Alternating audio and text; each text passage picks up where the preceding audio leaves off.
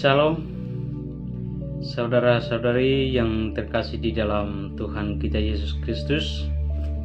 Saya mengucapkan salam dan selamat berjumpa lagi dengan saya. Tuhan Yesus memberkati dimanapun Anda berada, dimanapun Anda belajar, kuliah, dan dimanapun tinggal. Tuhan Yesus memberkati. Saat ini saya ingin sharing tentang salah satu dosa, dan hari-hari yang kemarin saya sudah sharing dan saya buat struktur dosa-dosa dalam Alkitab. Itu yang pertama adalah kemarin saya sudah bahas tentang kesombongan. Yang kedua adalah percabulan, yang ketiga adalah perzinahan, yang keempat adalah pencurian, dan saat ini yang kelima ini adalah saya akan sharing tentang dosa penipuan. Yang kelima adalah dosa penipuan. Penipuan itu kata lain adalah bohong, pendusta, dan penipu atau tipu. Namun kata ini adalah setiap Alkitab itu adalah berbicara tentang kata ini, dan banyak ayat-ayat yang melarang untuk mengucapkan kata saksi dusta atau mengucapkan kata-kata yang membohongan. Dan penipuan adalah kita mengeluarkan kata-kata yang tidak benar. Maksudnya adalah sebenarnya tidak sesungguhnya atau tidak benar, tapi kita membodohi orang lain atau penipu orang lain. Itu adalah dosa di hadapan Tuhan. Dan penyebab-penyebab dari penipuan adalah ketika kita keluar dari tempat kesulitan, lalu bisa penipuan kepada sesama. Nah, dan penyebab yang lain adalah ketika kita tidak sanggup untuk mengakui dan tidak sanggup untuk membenarkan karena itu adalah dianggap rahasia, sehingga kita bisa penipu atau pembohong kepada sesama kita.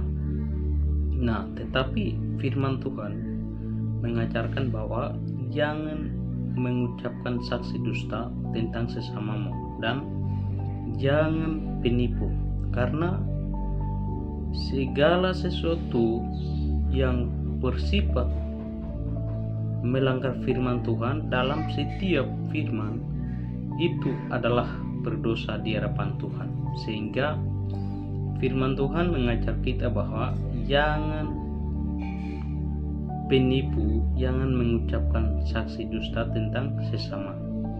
Nah, dan Tuhan adalah kudus, sehingga kalau kita melakukan hal-hal yang tidak berkenan oleh Tuhan dan tidak sesuai dengan perintah, ketetapan, dan peraturan Tuhan di dalam setiap Alkitab, semuanya adalah jijik dan berdosa di hadapan Tuhan. Nah, jadi penipuan adalah berdosa di hadapan Tuhan. Penipuan pertama kali adalah sumbernya dari iblis. Pada waktu Adam dan Hawa di Taman Eden, ketika Tuhan menciptakan mereka lalu menempatkan mereka di Taman Eden, tetapi ular atau iblis itu datang mencoba dan menjatuhkan Adam dan Hawa melalui kata-kata penipuan, melalui ucapan-ucapan penipuan. Nah, iblis berkata bahwa ketika kamu memakan buah ini, kamu akan menjadi sama seperti Allah, dan ketika kamu memakan buah ini, kamu bisa mengetahui yang baik dan yang jahat. Tetapi saudara-saudara, kita tahu bahwa itulah penipuan iblis kepada Adam dan Hawa. Nah, melalui penipuan itu manusia jatuh dalam dosa. Penipuan itu manusia jatuh dalam dosa. Jadi saudara-saudari, kalau orang membujuk saudara-saudara untuk melakukan yang tidak sesuai dengan hal-hal yang tercatat di dalam Alkitab dan tidak sesuai dengan firman Tuhan, jangan hanya sekedar menerima, tapi harus mempunyai hikmat untuk membedakan mana yang baik dan mana yang benar, sehingga melalui itu saudara dan saya bisa menjauhi setiap hal-hal yang tidak dikehendaki oleh Allah atau oleh Tuhan. Nah, maka jangan mencoba untuk penipuan. Nah, biasa menipu itu karena di dalamnya ada rahasia sehingga dia menipu sesama. Nah, penipu akan selalu terjadi karena dia mempunyai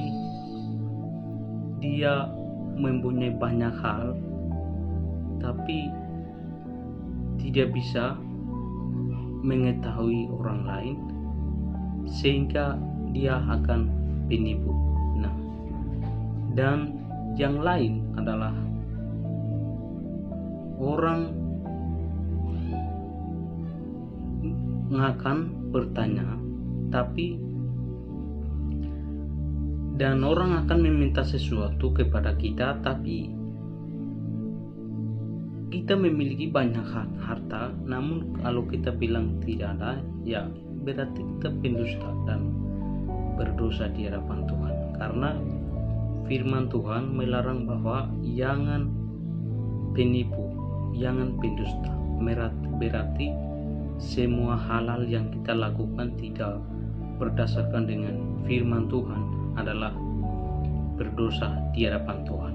Nah, dan akibat dari penipuan adalah perselisihan yang terjadi dalam kehidupan manusia, kekacauan yang terjadi dalam kehidupan manusia, kejahatan yang terjadi dalam kehidupan manusia, dan yang paling bahaya adalah berdosa di hadapan Tuhan. Oleh karena itu, saudara-saudari, menjauhilah setiap penipuan, karena kita menipu tapi Tuhan sudah mengetahui sebelum kita berpikir, sebelum kita mengucapkan kata-kata, sebelum kita berpikir tentang apapun. Tuhan sudah mengetahui semuanya. Nah, oleh karena itu, kalau kita mau berkata yang benar, ya benar. Kalau yang salah, ya salah. Nah, karena tidak bisa benar dengan tidak benar, itu tidak bisa bersatu. Artinya bahwa iblis dengan Tuhan atau gelap dengan terang itu tidak bisa bersatu, karena itu adalah cicik dan itu adalah kegelapan, tidak bisa bersatu dengan terang. Karena apa? Karena itu adalah sudah ditetapkan oleh Tuhan.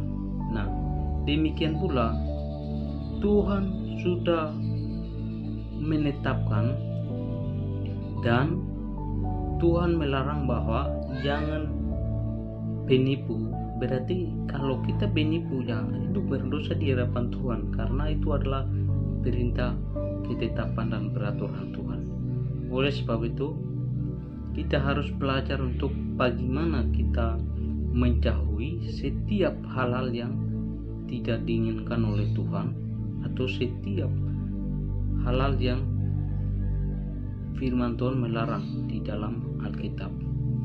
Oleh sebab itu, kita juga hati-hati jikalau kita mengucapkan kata-kata kepada sesama, supaya mulut kita itu jangan menjadi pendusta, atau mulut kita itu hanya digunakan untuk pendusta, tetapi mulut kita itu hanya digunakan untuk kebenaran. Karena melalui mulut inilah yang akan membentuk di sana benar atau tidaknya, itu adalah melalui kita menjaga mulut kita.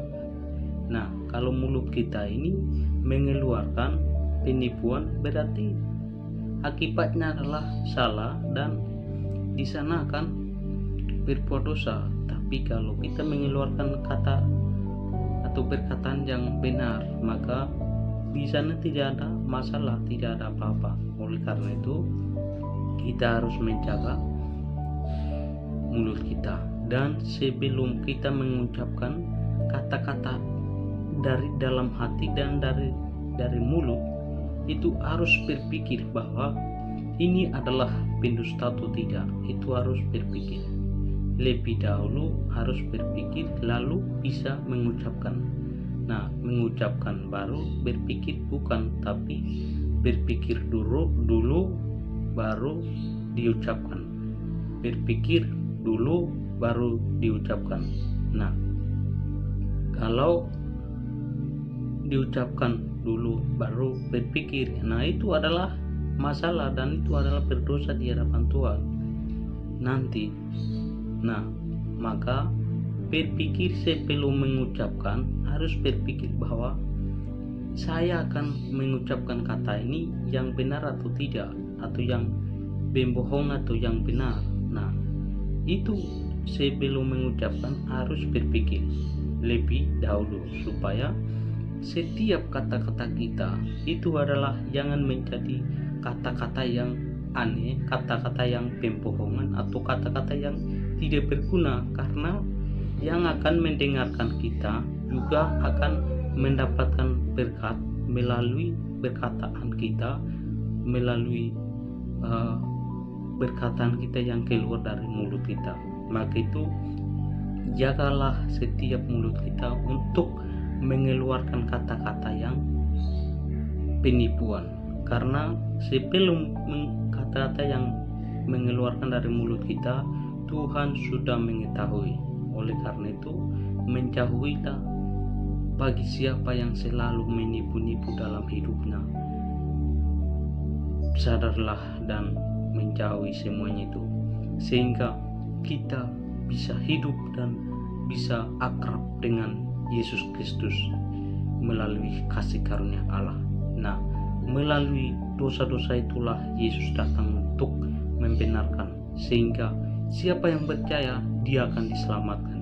Maka itu, meninggalkan segala kejahatan itu dan terimalah Yesus itu dalam hidup Anda, dan Kristuslah menjadi dasar di atas segala sesuatu. Maka hidupmu akan mendapatkan keberuntungan dan kasih setia Kristus selalu berlimpah-limpah dalam hidup Anda, sehingga hidupmu akan mendapatkan kasih karunia dari Yesus Kristus suatu saat nanti Yesus datang kedua kalinya, dan kamu akan mendapatkan hidup yang kekal di surga, yaitu adalah bagi orang-orang yang percaya dan berharap kepada Dia. Maka itu, menjauhilah semua kejahatan yang Tuhan tidak kehendaki dalam setiap hal kita. Tuhan Yesus memberkati saudara-saudari semua.